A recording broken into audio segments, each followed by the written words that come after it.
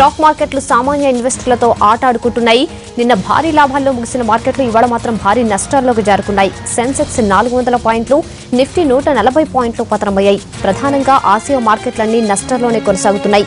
ఆ ప్రభావం మన మార్కెట్లపైన పడ్డట్లుగా కనిపిస్తోంది. బ్యాంకింగ్ షేర్లు ఎక్కువ నష్టాల్లో కొనసాగుతున్నాయి. డాలర్తో రూపాయి మార్కపు విలువ ₹66.30గా ఉంది.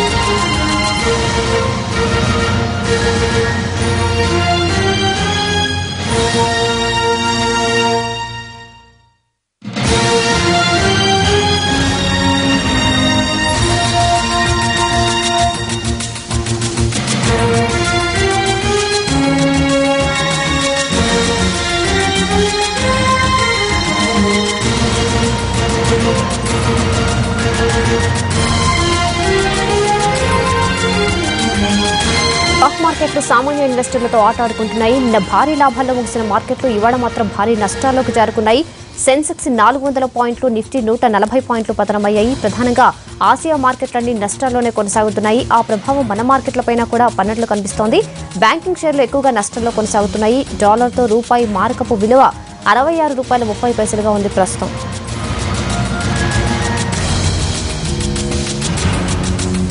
స్టాక్ మార్కెట్లో సంక్షోభానికి సంబంధించి మరిన్ని వివరాలు అందించడానికి ఫోన్ లైన్ లో మనతో పాటు ఉన్నారు బిజినెస్ అనలిస్ట్ పాపారావు గారు. పాపారావు గారు నమస్తే అండి. నమస్కారం అండి. ఈ మార్కెట్ల పతనాన్ని ఒక 1 వీక్ ముందు కూడా మనం చూసాము. ఇంతగా పతనమయ్యాయి. అప్పుడు ఆర్బీఐ గవర్నర్ ఆందోళన చెందాల్సిన అవసరం లేదని చెప్పారు. వారం రోజుల తర్వాత మళ్ళీ ఈ రోజు అలాంటి సిచ్యువేషన్ చూస్తున్నాము. అసలు ఈ స్టాక్ మార్కెట్ల పతనానికి కారణం ఏమై ఉంటుందండి? ప్రధానంగా ఈ రోజు ఒక్క కారణం అని ఇదమిద్దంగా ఏం లేదండి. చాలా కారణాలు కలగలిసి ఈరోజు అంతర్జాతీయ కారణాలు, భారతదేశంలో ఉన్నటువంటి కారణాలు కలగలిసి మొత్తం ఈ మార్కెట్లు పతనమవుతున్నాయి. అది దాని మొత్తంగా నిన్నగాక మొన్న అంతకుముందు గ్రీస్ లో ఏర్పడ్డ సంక్షోభ కాలంలో మొదలైనటువంటి ఈ డౌన్ టర్న్ అనేది, తర్వాత చైనా పెద్ద దేశం కాబట్టి దానిలో తగ్గుతున్న గ్రోత్ పడిపోవడం, దానిలో ఏర్పడ్డ పరిణామాలు అంటే పర్చేసింగ్ మేనేజర్ ఇండెక్స్ అంటారు. అంటే దాని గ్రోత్ తాలూకు సూచి, పరిశ్రమలు ఎంత స్థాయిలో పనిచేస్తున్నాయనే సూచి, అది కూడా ఈ తగ్గిపోతా రావటం, ఇవాళ ఇంకా అది డిక్లైన్ సూచించడం.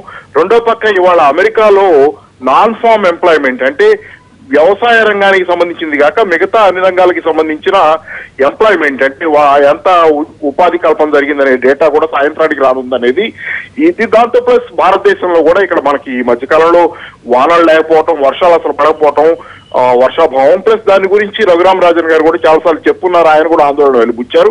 అలాగే భారతదేశ స్థూల జాతీయ ఉత్పత్తి కూడా మొన్న మధ్య వచ్చినటువంటి లేటెస్ట్ ఇన్ఫర్మేషన్ ప్రకారం ఆశించిన స్థాయిలో లేదని, అది 7% గానే ఉందని, అనుకున్నంతగా లేదనేది వార్తలు.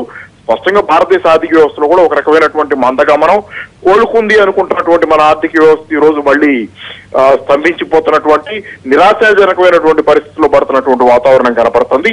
గత సంవత్సర కాలంలో అంటే మోడీ గారు అధికారంలోకి వచ్చినటువంటి సంవత్సర కాలంలో కొంత మెరుగ్గా బాగా పర్ఫామ్ చేసినటువంటి షేర్ మార్కెట్లు కానీ, రూపాయి కానీ ఈ రోజు పరిపాలనకు సంబంధించినటువంటి సమస్యలు అంటే మోడీ పరిపాలనలో ఏదో జరుగుతుంది అనుకున్న వాళ్ళకి నిరాశనే మిగల్చడం కూడా చాలా పెద్ద కారణంగా భారతదేశం అంతర్గత కారణాలు చెప్పుకోవచ్చండి.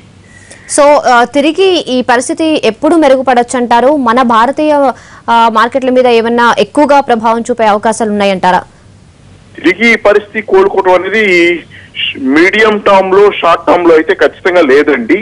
ఎందుకంటే కొంతకాలం తాత్కాలికంగా నిన్న అయితే షేర్ మార్కెట్లు మళ్ళీ తాత్కాలికంగా పెరిగినట్లు కనపడ్డాయి.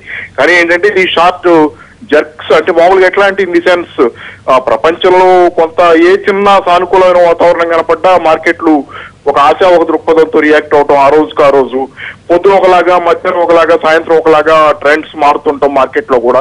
ఇవన్నీ మధ్యకాలంలో మనం తరచూ చూస్తున్నాం. అంటే ఏంటంటే ఒక రకమైనటువంటి సెంటిమెంట్ కూడా ముదిరిపోయి అది తాత్కాలికంగా గంటకి కూడా పరిస్థితులు మారుతున్నటువంటి పరిస్థితి ఉంది సెన్సెక్స్ షేర్ మార్కెట్ లో.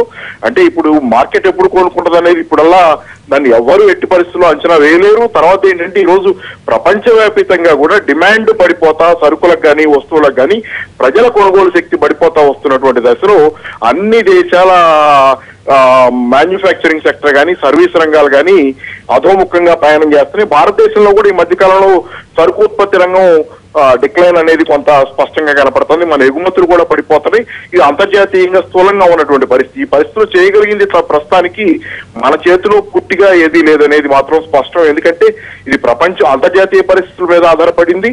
కాబట్టి ఏంటంటే మనం నిన్నగాక మొన్న మనం అంచనా వేసుకున్నటువంటి మేక్ ఇన్ ఇండియా ఉద్యోగాలు తెచ్చిపెట్టుద్ది, లేకపోతే మేక్ ఇన్ ఇండియా అనేది మన ఆర్థిక వ్యవస్థకు ఆలంబనగా ఉంటుందనే ఆశలు కూడా ఈ రోజు సన్నగిలుతో స్పష్టంగా కనపడుతున్న వాతావరణం మనం మొత్తంగా ఏంటంటే ఆర్థిక వ్యవస్థ తిరోగమన దిశలో సాగుతుంది అనేది కనపడుతుంది. అలాగే ఇప్పుడు పాపారావు గారు, సామాన్య ఇన్వెస్టర్లు కూడా ఉంటారు. మరి వాళ్ళు ఈ టైంలో ఇన్వెస్ట్ చేయడం మంచిది అంటారా? ఇన్వెస్ట్ చేస్తే ఎలాంటి వాటిలో ఇన్వెస్ట్ చేయాలి అంటారు? వాళ్ళకి మీరు ఏమైనా సలహాలు సూచనలు ఇస్తారా? నేను జనరల్ ట్రెండ్ ఎక్కువ మంది ఏంటంటే ఇది రైట్ టైం టు బై అనేది, అంటే షేర్లు కొనడానికి వాటి వాల్యూ తగ్గిపోతుంది కాబట్టి కొనడానికి ఇది సరైన సమయం అంటున్నారు. కానీ నేను ఖచ్చితంగా మాత్రం దాంతో ఏకీభవించడం లేదు. నాకు భిన్నమైనటువంటి అభిప్రాయం ఏంటంటే ఈ రోజు మాకు ఈ పరిస్థితుల్లో కొనటం కూడా ఎట్టి పరిస్థితుల్లో సేఫ్ కాదు. తమ ఇన్వెస్ట్మెంట్ ని వేరే దారిలో ఏదైనా చూసుకుంటా పోయేటట్లయితే బెటర్. తప్పితే ఈ రోజు షేర్ మార్కెట్ లో ఇన్వెస్ట్ చేయడం, లేకపోతే షేర్ మార్కెట్ లో ఈ రోజు ఇంకో షేర్ తగ్గుతుందనో, లేకపోతే ఇంకో రంగంలో షేర్లు తగ్గుతున్నాయనో, అవి కనిష్ట స్థాయికి చేరుకున్నాయి కాబట్టి అక్కడ కొనొచ్చని అనుకుంటే మాత్రం చేతులు కాల్చుకుంటున్నట్టు ఉంటుంది అనేది నా అభిప్రాయం.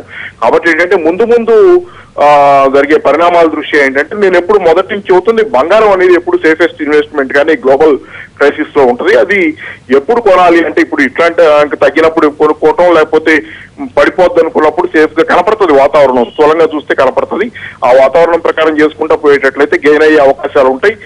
అది మొత్తంగా అంటే ఏంటంటే నేను ఈ అంతర్జాతీయ మార్కెట్ పరిణామాలను స్థూలంగా చూడాలి తప్పితే ఏ కంపెనీ షేర్లని చూడటానికి ఈ రోజు అవకాశం మాత్రం చాలా స్వల్పం. అలా చూసి ప్రయోజనం లేదు. అలా చూసి ఎవరైనా కొనాలనుకుంటే మాత్రం అది ఇబ్బందికరమే అని నేను అనుకుంటున్నా. రైట్, థ్యాంక్ యూ అండి పాపారావు గారు, మీ యొక్క అభిప్రాయాన్ని మాకు షేర్ చేసినందుకు.